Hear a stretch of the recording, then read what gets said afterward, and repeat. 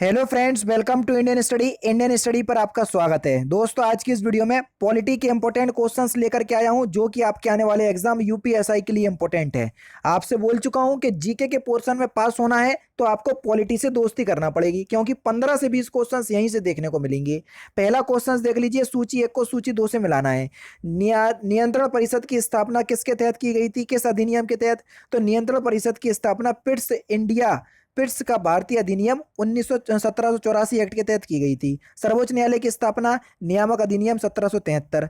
English मिशनरियों को भारत में कार्य करने की अनुमति दी थी, तो ये दी थी चार्टर अधिनियम 1813 ने। और गवर्नर जनरल की परिषद की में कानूनी सदस्य की नियुक्ति हुई थी चार्टर अधिनियम 1833 में। तो यहाँ पर दूसरा पहला तीसरा चौथा कौन से ऑप्शंस में दिया, जल्दी बताओ। दूसरे ऑप्शंस में दूसरा ऑप्शन करेक्ट। इन व्यक्तियों में से कौन कैबिनेट मिशन का सदस्य नहीं था? तो सही आंसर हो जाएगा सर आपका विलियम वुड, पहला ऑप्शन करेक्ट। भारतीय संविधान के निर्माण से संबंधित निम्नलिखित कथनों में से कौन सा सही है, जल्दी बताओ। पंडित जवाहरलाल नेहरू के उद्देश्य प्रस्ताव का जो संविधान सभा द्वारा स्वीकार किया गया था, संविधान के निर्माण में असर था? बिल्कुल था सर, पहला तो बिल्कुल ठीक है।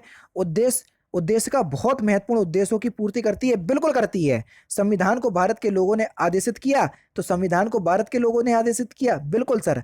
और राज्य के मुखिया को लोग प्रत्यक्ष रूप से निर्वाचित करते हैं? नहीं भैया, चुनते हैं, ना कि निर्वाचित करते हैं। तो पहला, दूसरा और तीसरा सही है, बाकी चौथा तो गलत है, तो पहले ही ऑप्शंस में दिया। नेक्स्ट क्वेश्चंस देख लीजिए। संविधान सभा के में वयस्क मताधिकार को 15 वर्ष के लिए स्थगित करने की बात की थी किसने? तो ये मौलाना आजाद ने की थी, तीसरा ऑप्शन करेक्ट। भारतीय संविधान को कितने भागों में विभाजित किया गया है?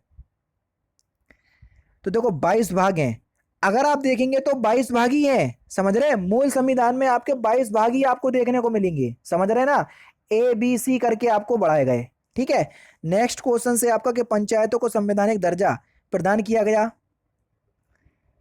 तो ये किया गया आपका अनुच्छेद 243 के अंतर्गत, ठीक है। यहां पर देख लीजिए, हम भारत के लोग भारत को एक संपूर्ण प्रभुत्व संपन्न समाजवादी पंथ निरपेक्ष लोकतंत्र गणराज्य बनाने के लिए तथा उसके समस्त नागरिकों को सामाजिक, आर्थिक और राजनीतिक न्याय, विचार अभिव्यक्ति, विश्वास, धर्म और उपासना की स्वतंत्रता, प्रतिष्ठा और अवसर की समानता प्राप्त करने के लिए तथा उन सब में व्यक्ति की गरिमा और राष्ट्र की एकता और अखंडता सुनिश्चित करने वाली बंधुता को बढ़ाने के लिए दृढ़ संकल्प होकर अपनी इस संविधान सभा में आज, इस फिल इन द ब्लैंक्स के स्थान पर क्या आएगा, आज 26 नवंबर 1949 को एतद द्वारा इस संविधान को अंगीकृत, अधिनियमित और आत्मसमर्पित करते हैं। तो दूसरा ऑप्शन करेक्ट होगा सर। मजा आया ना प्रस्तावना पढ़ने में, याद होना चाहिए।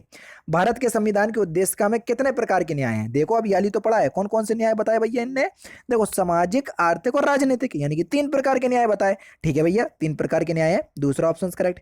भारतीय संविधान के वृद्ध होने का कारण क्या है?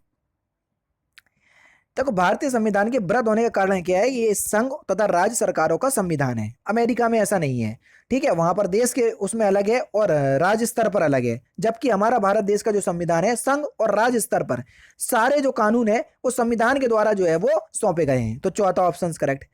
राज्य पुनर्गठन आयोग ने 1 नवंबर 1956 को कितने राज्य तथा संघ शासित प्रदेश बनाए? 1956 की बात हो रही है। 14 राज्य थे, 6 संघ राज्य थे, पहला ही ऑप्शन करेक्ट। भारतीय नागरिकता नहीं प्राप्त की जा सकती है। भारतीय बैंक में धन जमा करने से कोई नागरिकता थोड़ी ना प्राप्त की जा सकती है। भारतीय संविधान में किस अनुच्छेद के अंतर्गत नागरिकों को मौलिक अधिकार प्रदान किए गए? मौलिक अधिकार अनुच्छेद 12 से 35, दूसरा ऑप्शन करेक्ट।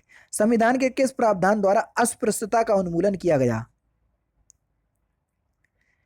तो सही आंसर हो जाएगा अनुच्छेद 17। भारतीय संविधान का कौन सा अनुच्छेद अल्पसंख्यकों को अपनी मनपसंद शिक्षण संस्थानों को स्थापित एवं संचालित करने के अधिकार को संरक्षण प्रदान करता है? अनुच्छेद 30। और अल्पसंख्यकों के हितों का वर्णन 29 में है, जो पीटी में अभी पूछा गया, ठीक है। भारतीय संविधान द्वारा प्रदत्त निम्नलिखित में से कौन सा अधिकार गैर नागरिकों को भी उपलब्ध है? संवैधानिक निराकरण या संवैधानिक उपचारों का अधिकार, चौथा ऑप्शन करेक्ट, बात वही है। कल्याणकारी राज्य की संकल्पना समावेश भारत के संविधान में निहित है, कहां पर? तो ये राज्य के नीति निर्देशक तत्वों में है, पहला ऑप्शन करेक्ट। निम्नलिखित में से किस एक का संरक्षण भारतीय नागरिक का मूल कर्तव्य है? वन्य प्राणी, चौथा ऑप्शन जो है वो आपका बिल्कुल क्या हो जाएगा सर, करेक्ट हो जाएगा। भारत के राष्ट्रपति के उम्मीदवार के प्रस्ताव का अनुसमर्थन किया जाना चाहिए। कम से कम कितने प्रस्तावक होना चाहिए या निर्वाचक? 50 प्रस्तावक या 50 निर्वाचक, चौथा ऑप्शन करेक्ट। राष्ट्रपति लोकसभा को कब भंग कर सकते हैं, जल्दी बताइए। लोकसभा को राष्ट्रपति कब भंग करेंगे? या तो प्रधानमंत्री की सिफारिश हो या केंद्रीय मंत्रिमंडल की अनुशंसा हो, तो तीसरा ऑप्शन करेक्ट। निम्नलिखित में से कौन सा संवैधानिक विशेषाधिकार राष्ट्रपति का नहीं है?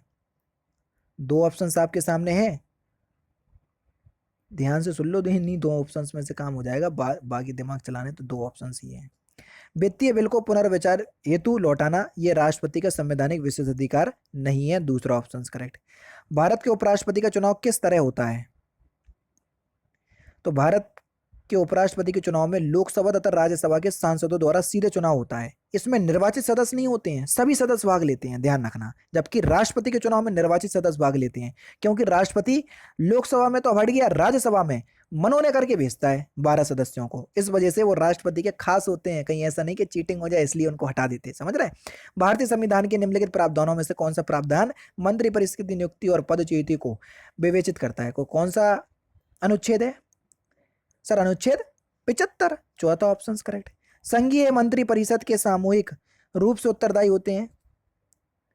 तो देखो, संघीय मंत्री परिषद अगर सामूहिक रूप से पूछे कि सामूहिक रूप से किसके प्रति लोग उत्तरदायी होती है, तो केवल लोकसभा के प्रति, और व्यक्तिगत रूप से पूछता तो प्रधानमंत्री के प्रति, समझ गए। नेक्स्ट क्वेश्चन, व्यक्तिगत रूप से सॉरी राष्ट्रपति के प्रति, नॉट प्रधानमंत्री, ठीक है। भारत सरकार को कानूनी विषयों पर कौन परामर्श देता है? तो सही आंसर हो जाएगा आपका, तो कौन परामर्श देता है सर? Attorney general. और अटॉर्नी जनरल कौन है? अरे भैया अनुच्छेद 76 के वेणुगोपाल, जो कि प्रेजेंट टाइम में, ठीक है ना। देखो मैं आपको बता रहा हूँ, पॉलिटी के जो मैं क्वेश्चंस करवा रहा हूँ, यकीन मानो यूपीएसआई के लिए बहुत अच्छे हैं, आप इतना मान करके चलो, क्योंकि बहुत मेहनत से करवा रहा हूँ। आप नहीं समझ रहे होगे इस बात को। मैं ये देख रहा हूँ कि कैसे कैसे क्वेश्चंस यूपीएसआई में पूछे जाते हैं, उसके आधार पर आप लोगों के लिए ये क्वेश्चंस लेकर के आया हूँ। आप लोगों को नहीं लगेगा, क्योंकि आप लोगों को ये सारी चीज़ें फ्री ऑफ कॉस्ट मिल रही हैं। कहीं ना कहीं एक मन में या दिमाग में ये चीज़ रहती है ना, यार फ्री में पढ़ा रहा है, पता नहीं कैसे पढ़ा रहे होंगे। कंटेंट देखो, दम है सर। एक बार अनअकैडमी पे आ जाओ और मेरे से पढ़ लोगे ना, हमेशा पूरी तैयारी करो तो मेरा नाम बदल लेना, बस इतना ही कहूँगा। तो एक बार देख लो यार, बाकी तो आप समझदार हो, बता सकता हूँ। बस ये लास्ट क्वेश्चन है कि लोक विधि निधि का अभिभावक किसे कहा जाता है? लोक निधि का अभिभावक। तो इस क्वेश्चन का आंसर आप मुझे कमेंट बॉक्स में बताएंगे। तो दोस्तों ये थे आपके 25 पॉलिटी के इंपॉर्टेंट क्वेश्चंस जो कि मैंने आज की इस वीडियो में आपको कवर करवा दिए। वीडियो अगर आपको अच्छी लगी तो प्लीज़ दोस्तों वीडियो को लाइक और शेयर जरूर कर दीजिएगा। तो दोस्तों फिलहाल की वीडियो में सिर्फ इतना ही। अगर आपको वीडियो पसंद आए तो प्लीज़ दोस्तों वीडियो को लाइक कीजिए, शेयर कीजिए और साथ ही साथ हमारे चैनल को सब्सक्राइब करना ना भूलें, क्योंकि मैं रोजाना इसी तरह की वीडियोस आप लोगों के लिए लाता रहता हूँ। नमस्कार दोस्तों, जय हिंद, जय भारत।